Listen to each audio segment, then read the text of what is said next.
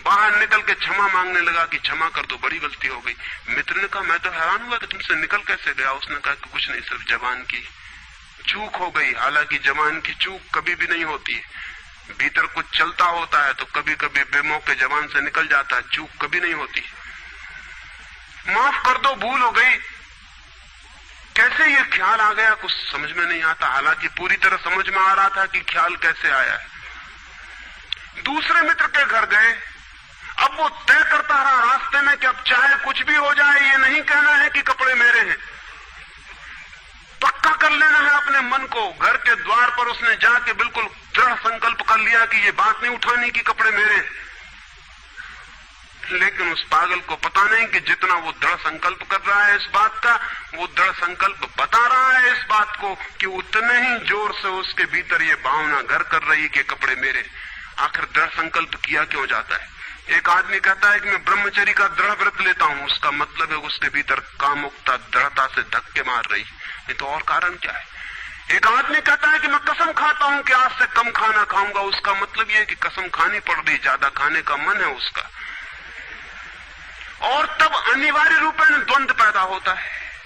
जिससे हम लड़ना चाहते हैं वही हमारी कमजोरी है, और तब द्वंद्व पैदा हो जाना स्वाभाविक है। वो लड़ता हुआ दरवाजे के भीतर गया, संभल संभल के बोला कि मेरे मित्र हैं, लेकिन जब वो बोल रहा है तब उसको कोई नहीं देख रहा, उसके मित्र कोई उस घर के लोग देख रहे हैं।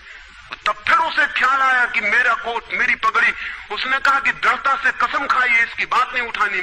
मेरा क्या है कपड़ा लत्ता? कपड़े लत्ते किसी के होते हैं, ये तो सब संसार है, ये तो सब माया है। लेकिन ये सब समझा रहा है, लेकिन असलियत तो बाहर से भीतर, भीतर से बाहर हो रही। समझाया कि मेरे मित्र हैं, बचपन के दोस्त हैं, बहुत प्यारे आदमी हैं, रह गए कपड़े, कपड़े उन्हीं के हैं, मेरे नहीं है। पर घर के लोगों को ख्याल आया कि कपड़े उन्हीं के हैं, मेरे नहीं है। आज तक ऐसा परिचय कभी देखा नहीं गया था। बाहर निकल के क्षमा मांगने लगा कि बड़ी भूल हुई जा रही, मैं क्या करूं क्या ना करूं, ये क्या हो गया है मुझे। आज तक मेरी जिंदगी में कपड़ों ने इस तरह से मुझे नहीं पकड़ा था, किसी को नहीं पकड़ा। लेकिन अगर तरकीब उपयोग में करें तो कपड़े पकड़ ले सकते हैं।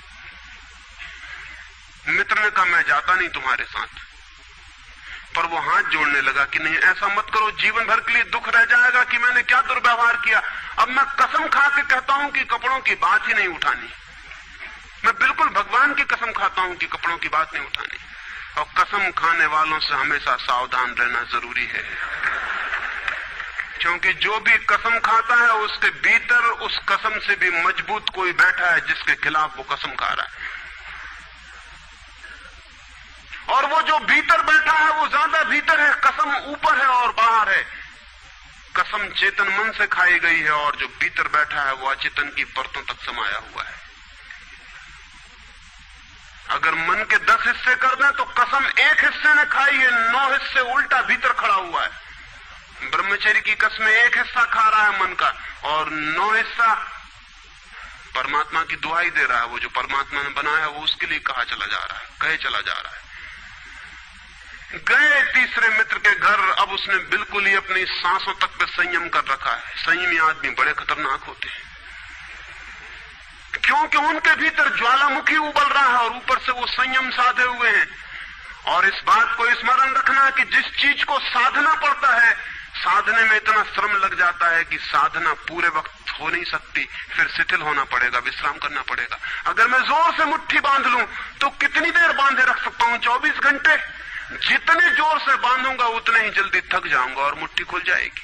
जिस चीज में भी श्रम करना पड़ता है, जितना ज्यादा श्रम करना पड़ता है उतने जल्दी थकान आ जाती, शक्ति खत्म हो जाती और उल्टा होना शुरू हो जाता। मुट्ठी बांधी जितने जोर से उतने ही जल्दी मुट्ठी खुल जाएगी। मुट्ठी खुली रखी जा सकती है 24 घंटे, लेकिन बांध के नहीं रखी जा सकती है। जिस काम में श्रम पड़ता है उस काम को आप जीवन नहीं बना सकते, कभी सहज नहीं हो सकता वो काम। श्रम पड़ेगा, फिर विश्राम का वक्त आएगा ही। इसलिए जितना सदा हुआ संत होता है उतना ही खतरनाक आदमी होता है, क्योंकि उसका विश्राम का वक्त आएगा। 24 घंटे में घंटे भर को उसे शिथिल होना पड़ेगा, उसी बीच दुनिया भर के पाप उसके भीतर खड़े हो जाएंगे, नरक सामने आ जाएगा। तो उसने बिल्कुल ही अपने को सांस रोक लिया और कहा कि अब कसम खाता हूं कि इन कपड़ों की बात ही नहीं उठानी। लेकिन आप सोच लें उसकी हालत। अगर आप थोड़े बहुत भी धार्मिक आदमी होंगे तो आपको अपने अनुभव से भी पता चल सकता है कि उसकी क्या हालत हुई होगी। अगर आपने कसम खाई हो, व्रत लिए हो, संकल्प साधे हो, तो आपको भली भांति पता होगा कि भीतर क्या हालत हो जाती है। भीतर गया, उसके माथे से पसीना चू रहा है, इतना श्रम पड़ रहा है। मित्र डरा हुआ है उसके पसीने को देखकर कि वो उसकी सब नसें खिंची हुई हैं। वो बोल रहा है एक एक शब्द कि मेरे मित्र हैं, बड़े पुराने दोस्त हैं, बहुत अच्छे आदमी हैं।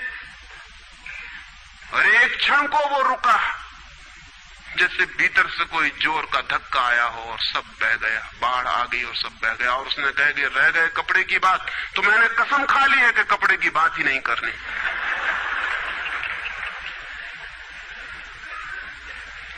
ये जो इस आदमी के साथ हुआ वो पूरी मनुष्य जाति के साथ सेक्स के संबंध में हो गया है।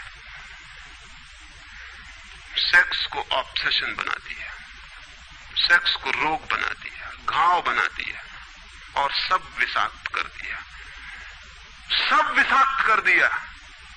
छोटे छोटे बच्चों को समझाया जा रहा कि सेक्स पाप है, लड़कियों को समझाया जा रहा, लड़कों को समझाया जा रहा कि सेक्स पाप है। फिर ये लड़की जवान होगी, ये लड़का जवान होगा, इनकी शादियां होंगी और सेक्स की दुनिया शुरू होगी और इन दोनों के भीतर ये भाव है कि ये पाप है। और फिर कहा जाएगा स्त्री को कि पति को परमात्मा मान। जो पाप में ले जा रहा उसको परमात्मा कैसे माना जा सकता? ये कैसे संभव है कि जो पाप में घसीट रहा है वो परमात्मा हो? और उस लड़के को कहा जाएगा, उस युवक को कहा जाएगा कि तेरी पत्नी है, तेरी साथनी है, तेरी संगी है, लेकिन जो नरक में ले जा रही, शास्त्रों में लिखा कि स्त्री नरक का द्वार है। ये नरक का द्वार, संगी और साथनी, ये मेरा आधा अंग, ये नरक की तरफ जाता हुआ आधा अंग मेरा, ये इसके साथ कौन सा सामंजस्य बन सकता है? सारे दुनिया का दाम्पत्य जीवन नष्ट किया है इस शिक्षा ने। और जब दंपति का जीवन नष्ट हो जाए तो प्रेम की कोई संभावना नहीं रही, क्योंकि जब पति और पत्नी प्रेम न कर सके एक दूसरे को, जो कि अत्यंत सहज और नैसर्गिक प्रेम है, तो फिर कौन और किसको प्रेम कर सकेगा?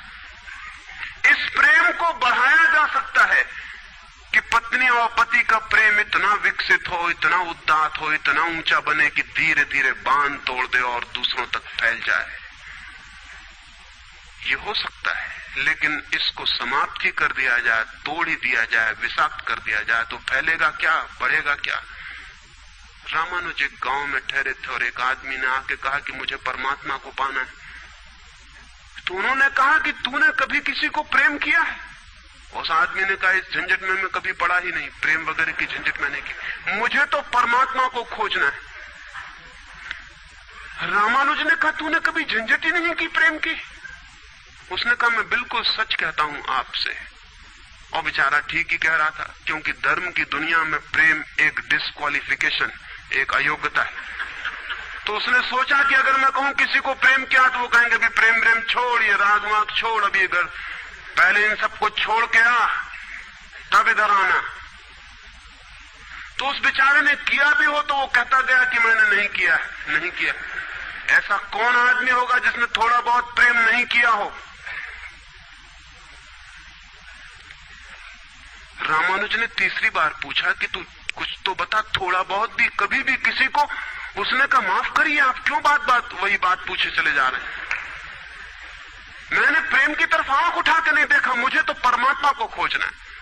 तो रामानुज ने कहा, मुझे क्षमा कर, तू कहीं और खोज, क्योंकि मेरा अनुभव यह है कि अगर तूने किसी को प्रेम किया हो तो उस प्रेम को फिर इतना बड़ा जरूर किया जा सकता है कि वो परमात्मा तक पहुंच जाए। लेकिन अगर तूने प्रेम ही नहीं किया तो तेरे पास कुछ है ही नहीं जिसको बड़ा किया जा सके। बीज ही नहीं है तेरे पास जो वृक्ष बन सके। तो तू जा कहीं और पूछ। और जब पति और पत्नी में प्रेम न हो, जिस पत्नी ने अपने पति को प्रेम न किया हो और जिस पति ने अपनी पत्नी को प्रेम न किया हो, वे बेटों को, बच्चों को प्रेम कर सकते हैं तो आप गलती में। पत्नी उसी मात्रा में बेटे को प्रेम करेगी जिस मात्रा में उसने अपने पति को प्रेम किया है, क्योंकि ये बेटा पति का ही फल है, उसका ही प्रतिफलन है, उसका ही रिफ्लेक्शन है। ये इस बेटे के प्रति जो प्रेम होने वाला है वो उतना ही होगा जितना उसने पति को चाहा और प्रेम किया हो। ये पति की ही मूर्ति है जो फिर नई होकर वापस लौट आई है। अगर पति के प्रति प्रेम नहीं है तो बेटे के प्रति प्रेम सच्चा कभी भी नहीं हो सकता। और अगर बेटे को प्रेम नहीं किया गया, पालना पोसना और बड़ा कर देना प्रेम नहीं है, तो बेटा मां को कैसे प्रेम कर सकता है, बाप को कैसे प्रेम कर सकता है? वो जो यूनिट है जीवन का परिवार, वो विषाक्त हो गया है सेक्स को दूषित कहने से, कंडेम करने से, निंदित करने से, और परिवार ही फैलकर पूरा जगत है, पूरा विश्व है। और फिर हम कहते हैं कि प्रेम बिल्कुल दिखाई नहीं पड़ता। प्रेम कैसे दिखाई पड़ेगा? हालांकि हर आदमी कहता है कि मैं प्रेम करता हूं, मां कहती है, पत्नी कहती है, बाप कहता है, भाई कहता है, बहन कहती है, मित्र कहते हैं कि हम प्रेम करते हैं। सारी दुनिया में हर आदमी कहता है कि हम प्रेम करते हैं, और दुनिया में इकट्ठा देखो तो प्रेम कहीं दिखाई ही नहीं पड़ता। इतने लोग अगर प्रेम करते हैं तो दुनिया में तो प्रेम की वर्षा हो जानी चाहिए थी, प्रेम के फूल ही फूल खिल जाने चाहिए थे, प्रेम के दिए ही दिए जल जाते, घर घर प्रेम का दिया होता तो दुनिया में इकट्ठी इतनी रोशनी होती प्रेम की। लेकिन वहां तो घृणा की रोशनी दिखाई पड़ती है, क्रोध की रोशनी दिखाई पड़ती है, युद्धों की रोशनी दिखाई पड़ती, प्रेम का तो कोई पता नहीं चलता। झूठी है ये बात, और ये झूठ जब तक हम मानते चले जाएंगे तब तक सत्य की दिशा में खोज भी नहीं हो सकती। कोई किसी को प्रेम नहीं कर रहा है, और जब तक काम के निसर्ग को परिपूर्ण आत्मा से स्वीकृति नहीं मिलती तब तक कोई किसी को प्रेम कर भी नहीं सकता है। मैं आपसे कहना चाहता हूं कि काम दिव्य है, डिवाइन है। सेक्स की शक्ति परमात्मा की शक्ति है, ईश्वर की शक्ति है। इसीलिए तो उससे ऊर्जा पैदा होती है और नया जीवन विकसित होता है। वही तो सबसे रहस्यपूर्ण शक्ति है, वही तो सबसे ज्यादा मिस्टीरियस फोर्स है। उससे दुश्मनी छोड़ दें। अगर आप चाहते हैं कि कभी आपके जीवन में प्रेम की वर्षा हो जाए, उससे दुश्मनी छोड़ दें, उसे आनंद से स्वीकार करें, उसकी पवित्रता को स्वीकार करें, उसकी धन्यता को स्वीकार करें, और खोजें उसमें और गहरे, तो आप हैरान हो जाएंगे। जितनी पवित्रता से काम की स्वीकृति होगी उतना ही काम पवित्र होता चला जाता है, और जितनी अपवित्रता और पाप की दृष्टि से काम से विरोध होगा, काम उतना ही पापपूर्ण और कुरूप होता चला जाता है।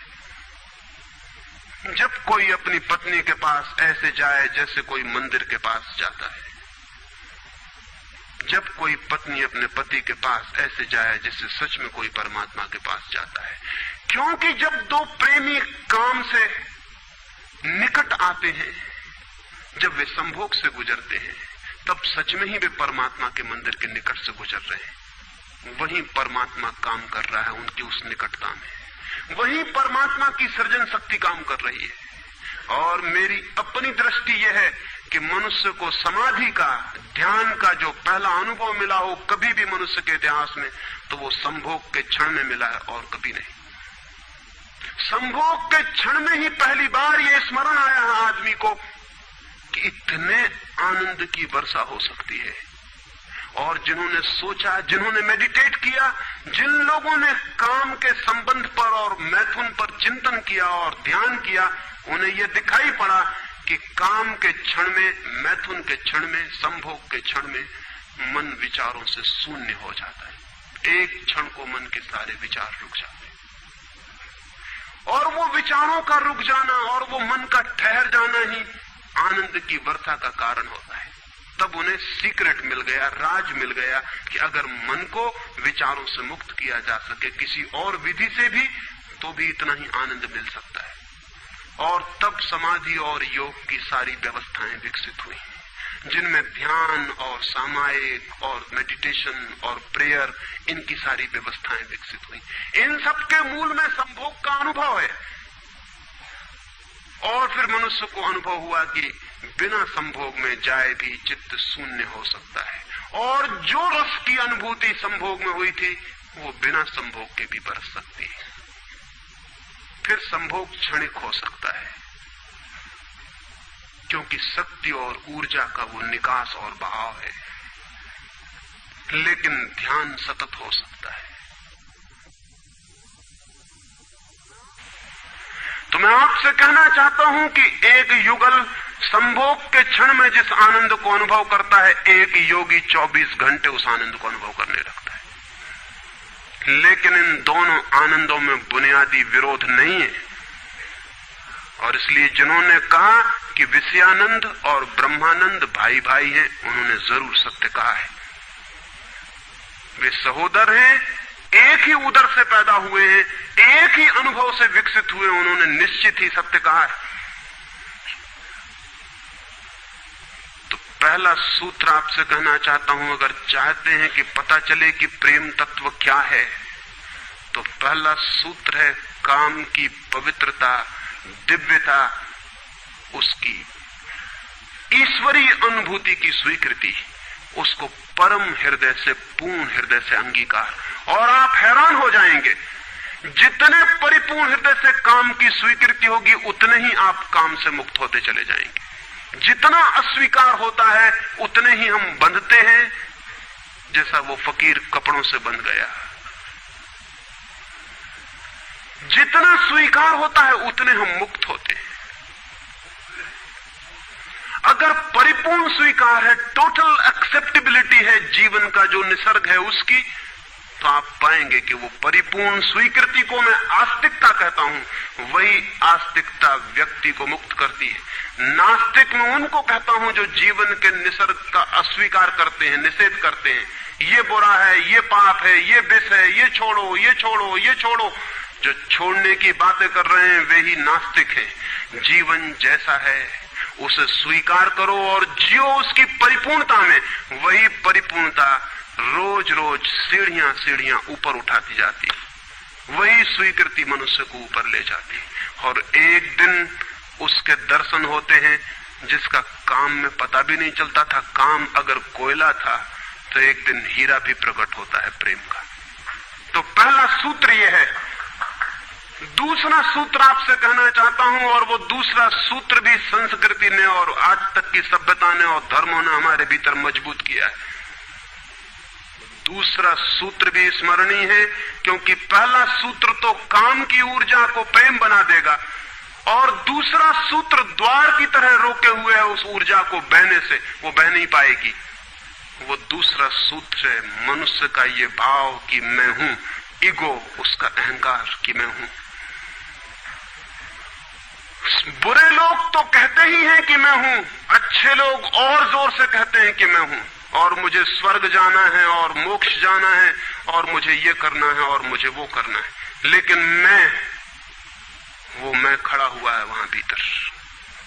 और जिस आदमी का मैं जितना मजबूत है, उतना ही उस आदमी की सामर्थ्य दूसरे से संयुक्त हो जाने की कम हो जाती।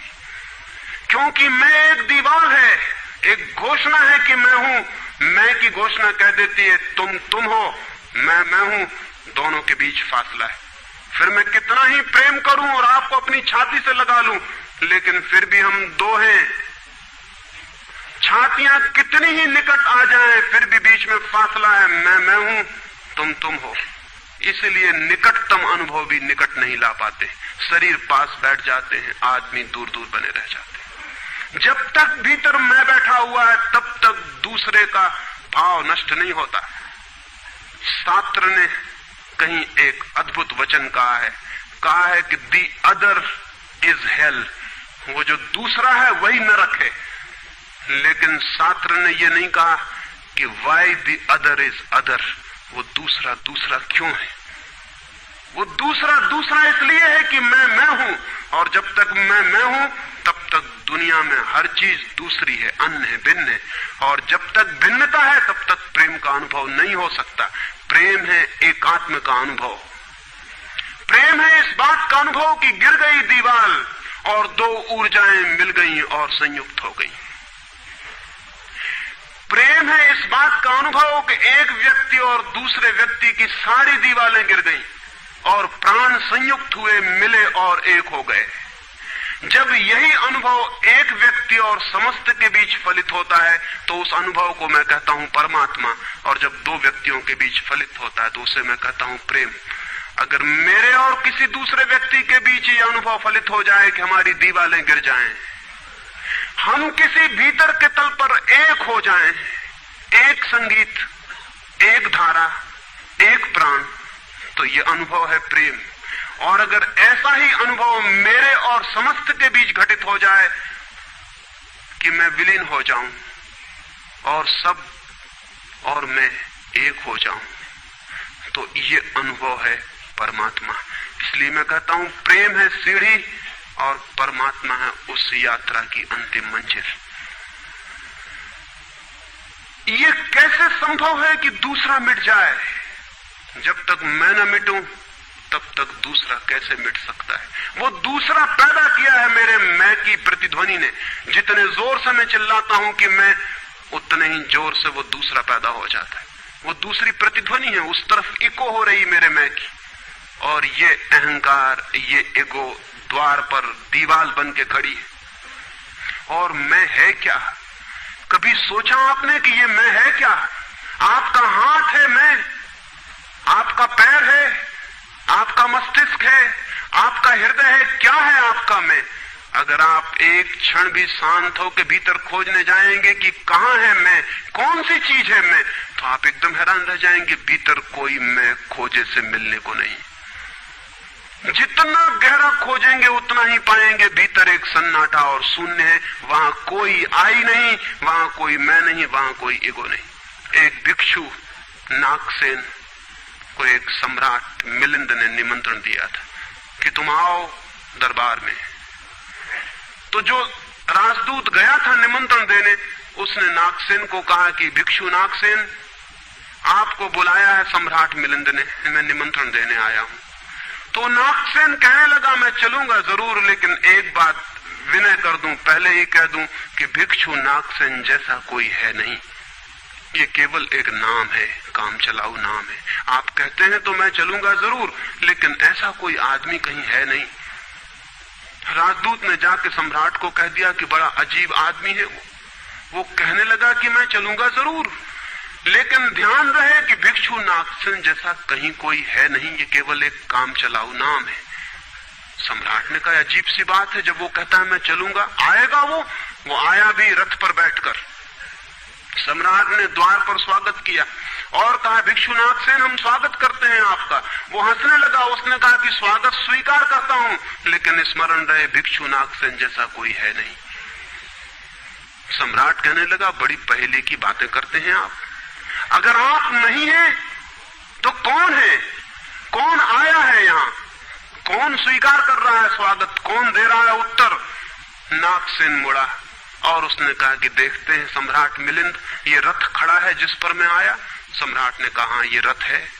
तो भिक्षु नागसेन पूछने लगा घोड़ों को निकाल के अलग कर लिया जाए। घोड़े अलग कर लिए गए और उसने पूछा सम्राट से ये घोड़े रथ हैं?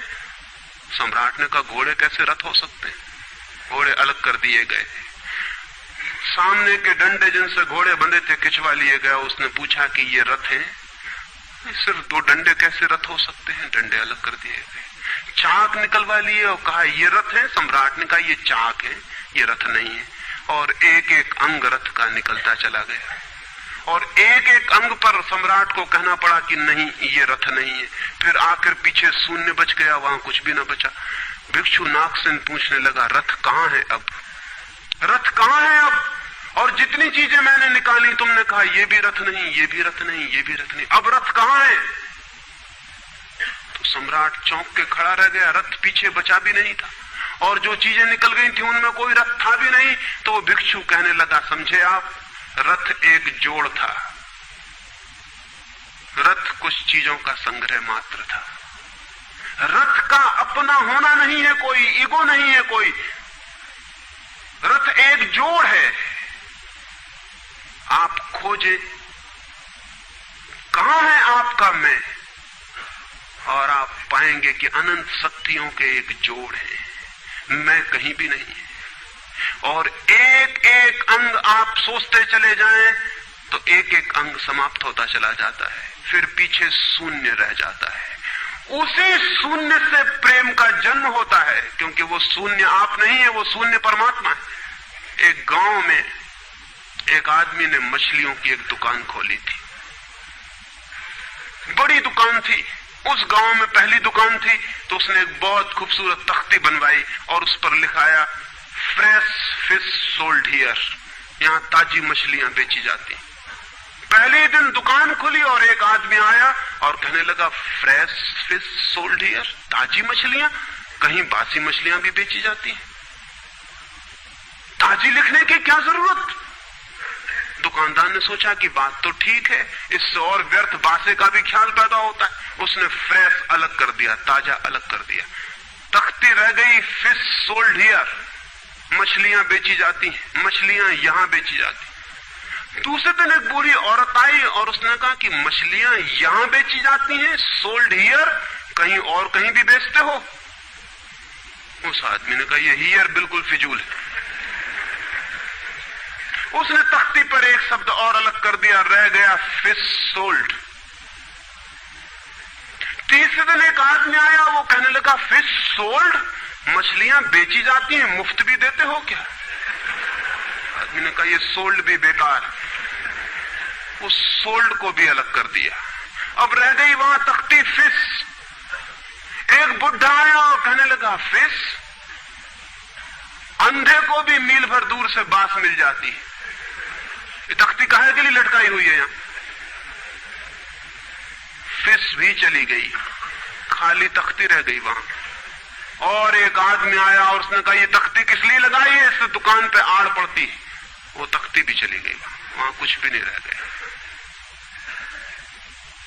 इलिमिनेशन होता गया, एक एक चीज हटती चली गई, पीछे जो शेष रह गया शून्य है।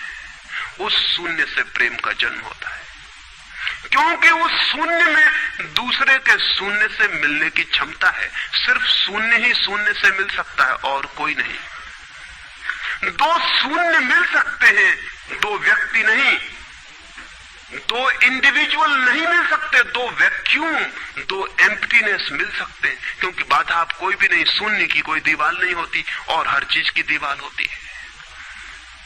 तो दूसरी बात स्मरणीय है, व्यक्ति जब मिटता है नहीं रह जाता, पाता है कि हूं ही नहीं, जो है वो मैं नहीं हूं, जो है वो सब है।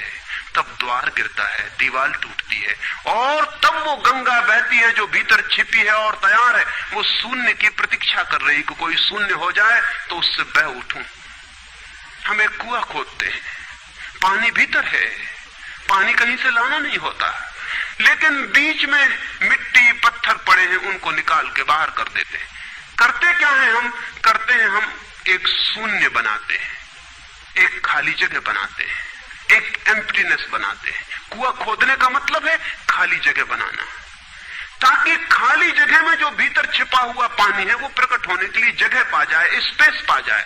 वो भीतर है, उसको जगह चाहिए प्रकट होने को, जगह नहीं मिल रही, भरा हुआ है कुआं मिट्टी पत्थर से। मिट्टी पत्थर हमने अलग कर दिए, वो पानी उबल के बाहर आ गया। आदमी के भीतर प्रेम भरा हुआ है, स्पेस चाहिए, जगह चाहिए जहां वो प्रकट हो जाए। और हम भरे हुए हैं अपने मैं से। हर आदमी चिल्लाए चला जा रहा है मैं, और स्मरण रखें जब तक आपकी आत्मा चिल्लाती है मैं, तब तक आप मिट्टी पत्थर से भरे हुए कुएं हैं। आपके कुएं में प्रेम के झरने नहीं फूटेंगे, नहीं फूट सकते। मैंने सुना है एक बहुत पुराना वृक्ष था, आकाश में सम्राट की तरह उसके हाथ फैले हुए थे, उस पर फूल आते थे तो दूर दूर से पक्षी सुगंध लेने आते, उस पर फल लगते थे तो तितलियां उड़ती, उसकी छाया, उसके फैले हाथ, हवाओं में उसका वो खड़ा रूप आकाश में बड़ा सुंदर था। एक छोटा बच्चा उसकी छाया में रोज खेलने आता था। उस बड़े वृक्ष को उस छोटे बच्चे से प्रेम हो गया। बड़ों को छोटों से प्रेम हो सकता है अगर बड़ों को पता ना हो कि हम बड़े हैं। वृक्ष को कोई पता नहीं था कि मैं बड़ा हूं, ये पता सिर्फ आदमी को होता है, इसलिए उसका प्रेम हो